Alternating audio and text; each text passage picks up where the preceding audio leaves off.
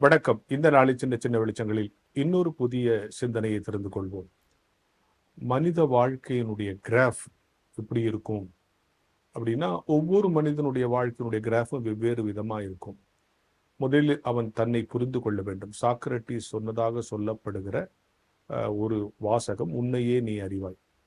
அது ஏன் அவர் சொன்னதாக சொல்லப்படுகிறது நான் சொல்றேன்னா, அவர் கூட அதை சொல்ல, அவரே அதை மேற்கோளாக தான் சொன்னார். அவருக்கு முன்னால் இருந்தே இந்த வாசகம் இருக்கு. உலகத்திலேயே நாம் பெற்றுக்கொள்ளக்கூடிய மிகச்சிறந்த அறிவு எதுனா, நம்மை பற்றி அறிகிற அறிவு தான். நம்மளை பற்றி முதல்ல நம்ம நல்லா தெரிஞ்சுக்கணும். ஆனால் நம்ம அதை விட்டுட்டு ஒரு தராசு எடுத்து அடுத்தவனெல்லாம் நிறுத்து பார்த்துனே இருக்கிறோம். எதிர்க்க எவன் வந்தாலும் அவனை நிறுத்து பார்த்துன்னு இருக்கிறோம். ஒரு நாள் நம்மளை நாம நிறுத்து பார்க்கறது இல்லை. நம்மை குறித்த நம்முடைய புரிதல் ஒன்று மிகையாக இருக்கிறது அல்லது குறையாக இருக்கிறது. அதான் சொல்லுவாங்க, மயிலுக்கு தான் அழகுன்னு தெரியாதான், காகம் தான் ரொம்ப அழகுன்னு நினச்சின்னு.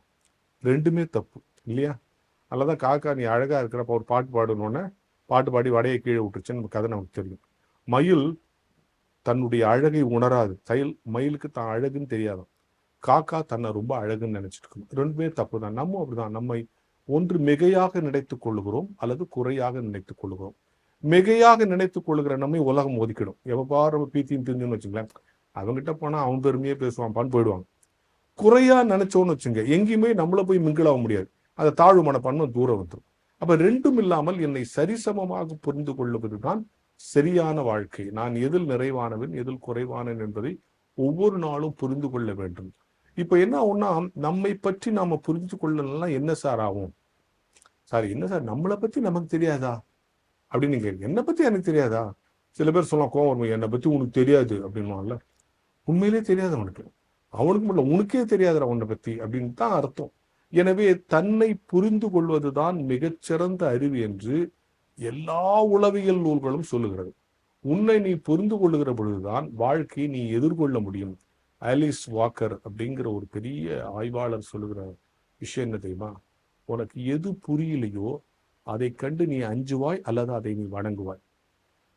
இப்போ மழைய வணங்குகிற, மின்னலை வணங்குகிற, காற்றை வணங்குகிற, இடியை வணங்குகிற, கடலை வணங்குகிற, இயற்கையெல்லாம் வணங்குகிற முறை எப்படி வந்துச்சுன்னா, இதை எதையும் மனுஷனால புரிஞ்சுக்க முடியும். அதனால என்ன பண்ணிட்டான், ஒண்ணு அது குறித்து பயப்படுவான், இல்லைன்னா கடவுளையா அதையே கடவுளாக்கிடுவோம். இதுதான் மனித மனம் இல்லையா? இது வந்து நான் சொல்ல, ஆலிஸ் வாக்கருங்கிற ஆய்வாளர் சொல்லுகிறார், மனித மனம் எதை புரிந்து கொள்ளவில்லையோ அது குறித்து அஞ்சும் அல்லது அதை வணங்கும். நீ ஒன்ன புரிஞ்சுக்கலன்னா ஒன்ன குறித்தே உனக்கு ஒரு பயம் வந்துடும். எனவே அறிவிலேயே மிகச்சிறந்த அறிவு நம்மை புரிந்து கொள்ளுகிற அறிவு தான்.